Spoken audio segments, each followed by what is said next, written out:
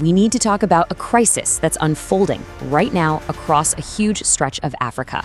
It's a story about power, collapse, and what happens when everything falls apart in a region called the Sahel. But here's the thing. This isn't just a story about one part of the world. It's a chain reaction, and the ripples are already hitting shores far, far away. So it makes you wonder, right? How can a crisis in this part of Africa send out shockwaves so powerful they're felt in the capitals of Europe and beyond? To really get that, you have to go back. You have to understand what was happening on the ground long before the crisis hit the headlines. You see, the Sahel was a tinderbox just waiting for a spark. Its foundation had been drying out for decades, getting more and more brittle under all kinds of pressure. It was only a matter of time before something set it ablaze. So let's get our bearings for a second. The Sahel isn't one country. It's this enormous arid belt that stretches clear across the continent. It's home to millions of people, ancient cultures, but it's also a place where all these massive forces are colliding head-on. And this is the best way to think about it. It's not one problem, it's a dangerous cocktail of crises.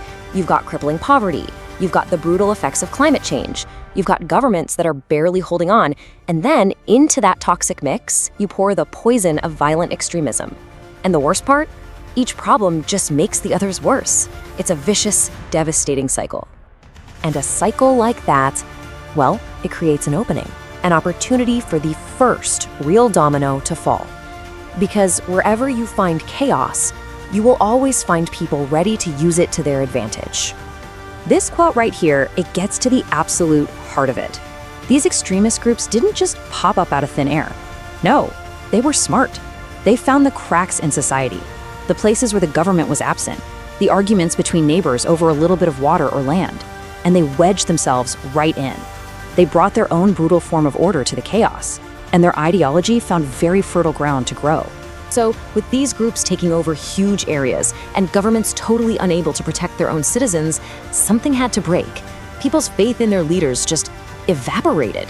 The military saw that power vacuum, and they decided to fill it. That's when the next domino fell, complete political collapse. I mean, just look at this. The speed is just staggering. It was one after another. Boom, boom, boom. Mali, then Burkina Faso, then Niger. An entire coup belt just sliced right across the heart of Africa, sweeping away democracy and putting soldiers in charge. Now, a power vacuum that massive doesn't go unnoticed. Of course not. The old order collapsed, and that kicked off a brand new, high-stakes competition for who gets to call the shots in the region. A new great game had begun. And you can see the shift so clearly here. On one side, you have France, the old colonial power. Their influence is just cratering as they're forced to pull their troops out.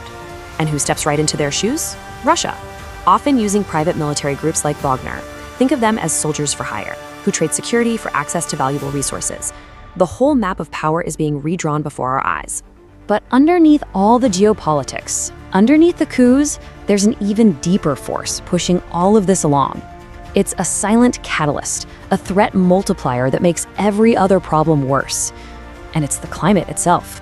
And the process is devastatingly simple. First, the land itself gets hotter and drier. Then, the things everyone needs to survive, water, land for animals to graze, they become incredibly scarce. That scarcity sparks brutal competition, pitting farmer against herder in a desperate fight for survival. And who steps into that conflict? The extremist groups, offering weapons and a cause to angry, desperate young men. Climate change here isn't an environmental issue, it is literally an engine of war. So when you put it all together, the extremism, the coups, the climate disaster, what you get is a human cost that's almost impossible to imagine. A catastrophe so big that its tremors are now shaking the entire globe. If you want to understand the human story of this crisis, you only need one word: millions. Millions of people ripped from their homes, millions who are staring down starvation, millions who have lost every single thing they own, on the run from violence and hunger.